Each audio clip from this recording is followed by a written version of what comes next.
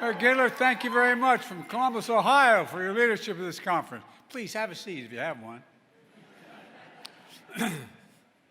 Thank you, Tom Cochran, for your remarkable stewardship of the U.S. Conference of Mayors for decades. I want to give a special thanks to his wife, Clarita, who I just met. She's running around here, feeling after she broke her hip. You good, doing well? Anyway, Tom, you and I have something in common. We both married way above our station. To my hometown mayor, John Carney. John, where are you, out there? Wilmington, Delaware. Thank you, John. This guy's a true public servant. He just finished 8 years as a great governor and then decided to run for mayor. A special thanks to another great friend, the mayor of my second home, Scranton, Pennsylvania, Paige Cognotti. Paige.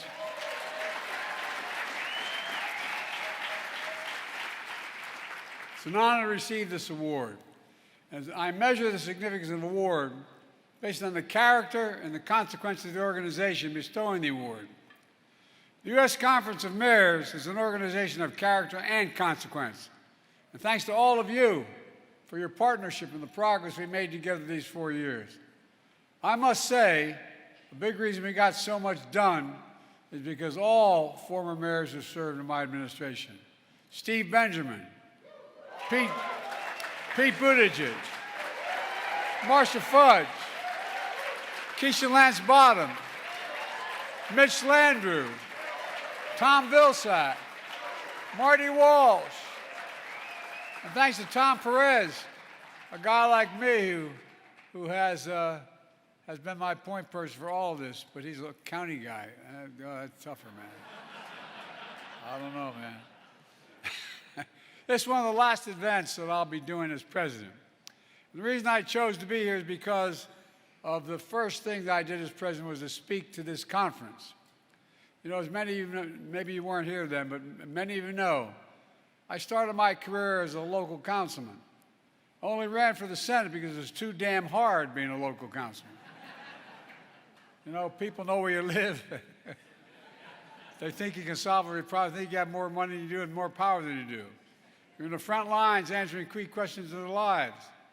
Is my neighborhood safe? My kid going to have the good fortune to be here in his hometown? Will there be jobs here? So many other questions. It matters. What you do matters, matters, matters.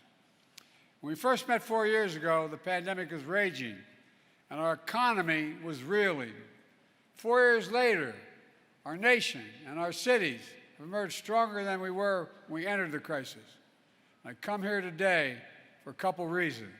First, my administration released a report summarizing the impact of our work together to invest in America. It all started with the American Rescue Plan, one of the most significant recovery packages in our history, to get us out of the immediate crisis of the pandemic and save thousands of lives. One of the most important decisions I made was to send money directly to you. Directly to you. I've been a local official. Governors are good guys and women, but when you send it to the state legislators, they divide it up before it gets to you. It goes directly to you when I do it. So you control the outcome. Then we passed the Invest in America Act. That's launching a new era of American possibilities. One of the greatest modernization of infrastructure in our history we passed. New roads, bridges, clean water, affordable high-speed internet for every American. I know each of you, because there's so many examples of the projects in your community. There's thousands of them. We also made the biggest investment in fighting climate change ever in the history of the world, not just America, because of you. I think one thing we've all changed together, when I use the word here climate, I think jobs. I think jobs when I hear climate. We're creating hundreds of thousands of good-paying, clean energy jobs.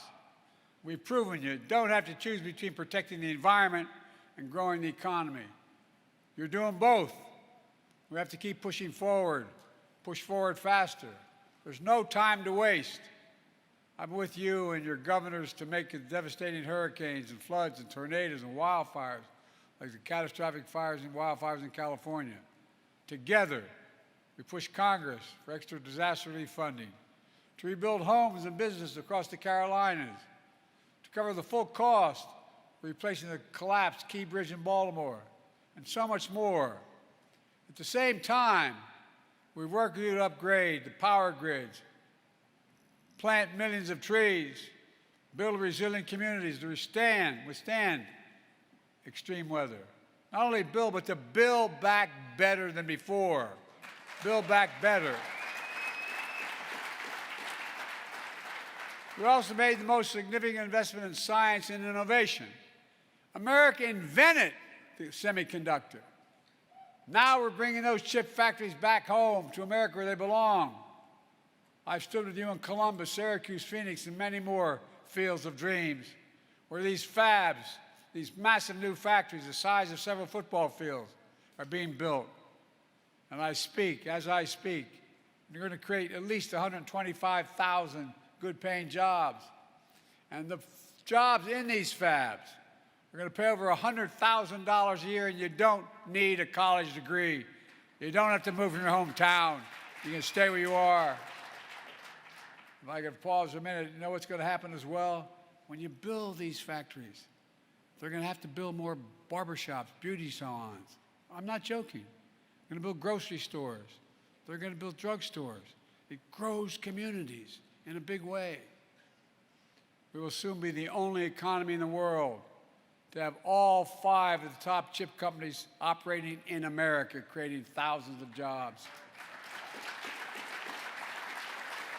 And for the first time in decades, these new factories are producing the most advanced chips right here in America. These aren't just fabs, these investments are creating opportunities for entire communities, for small business, creating even more jobs, and so much more. I've kept my commitment to be president for all America, whether you voted for me or not. In fact, studies show my programs have delivered more for red states than blue states. The results are clear.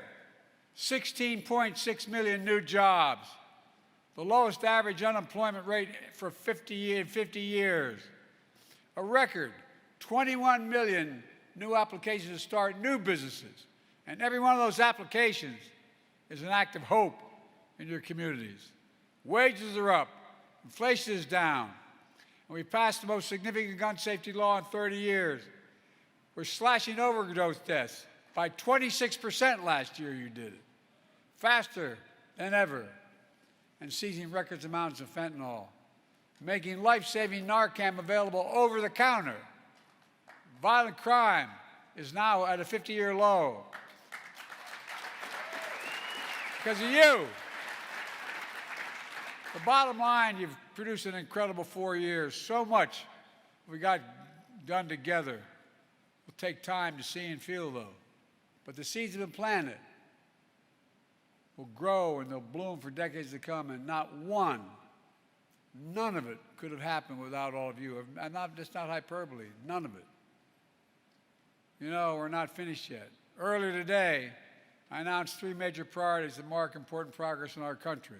First, after fighting Big Pharma for decades as a senator and then vice president as president, we finally beat Big Pharma. Instead of paying $400 a month for insulin, seniors now pay $35 a month. But that wasn't the only thing that happened when we passed the bill. Starting this month, the total prescription drug cost for seniors is capped at $2,000 no matter how expensive their drugs are. Even expensive cancer drugs that cost $10,000, $12,000, $14,000, they're not going to pay more than $2,000 a year. And finally, we gave Medicare the power to negotiate lower drug prices like the VA has been able to do for veterans all along. These negotiations are being implemented in phases. The first phase, negotiated lower prices for the 10 most expensive drugs for seniors, covering drugs for blood clots and so much more.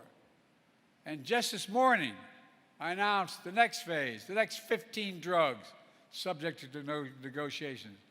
Drugs that will treat cancer, heart disease, diabetes, and so much more, including Ozempic.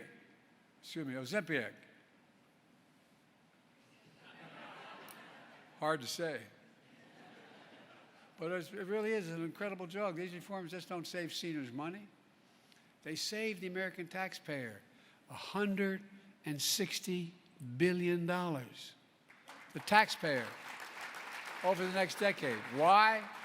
That $160 billion in Medicare is saving for negotiating lower drug prices in Big Pharma doesn't have to be paid out by the government. $160 billion. Second, just over 100 years ago, a pioneering group of women proposed the Equal Rights Amendment to enshrine the principles of gender equality in our Constitution. Throughout my career, I've been clear, no one should be discriminated against based on their sex. And in order for the amendment to be ratified, it requires 3/4 of the states to ratify it. That benchmark was passed when Virginia ratified the ERA a few years ago. Today, I affirm the Equal Rights Amendment to have cleared all the necessary hurdles to be added to the U.S. Constitution now.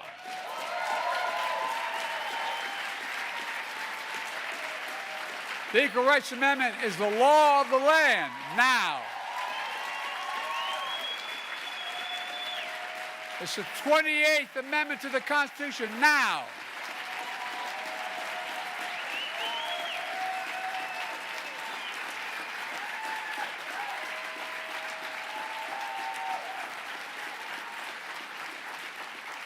I consulted dozens of constitutional scholars to make sure that it was all within the power to do this. And the fact is, we did. And third, our cities are places for a second chance. Earlier today, I commuted the sentence of nearly 2,500 convicted nonviolent drug offenders.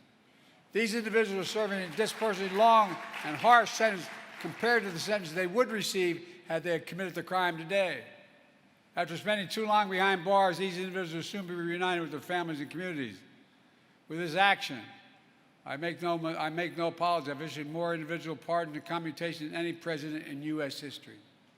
There is more work to do, but when we allow our justice system to be a place of both accountability and mercy, it strengthens our cities and our nation as well, in my view.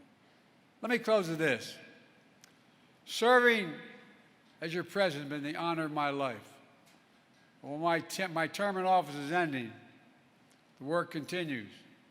Your work continues.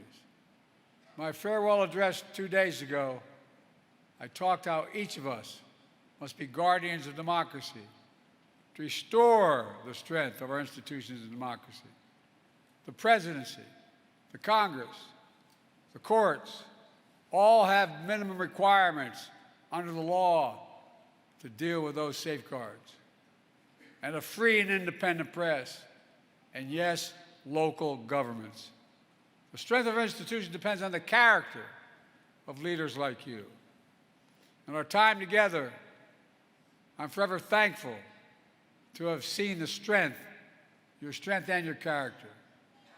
And we need it now more than ever. The magic of America has been everyone has a fair shot. Everyone is determined to be able to be treated with dignity. No guarantee, just a fair shot. I've always believed America can be defined in one word. I remember being on the Tibetan Plateau with Xi Jinping.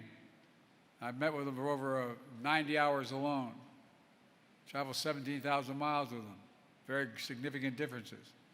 He looked at me and he said, "Can you define America for me?" And I said in one word, possibilities. We're the only nation in the world. Only nation in the world that's come out of every crisis we've ever gone in stronger than we went in. Only one. Look at the history. We're the only nation in the world that believes when we act together, there's not a damn thing we can't do. Only in America, we believe anything is possible. You just have to remember who we are. We're the United States of America. Nothing is beyond our capacity when we do it together and act together. God bless you all. Keep working together. We need you, we need you, we need you, we need you. And may God protect our troops. Thank you so very much.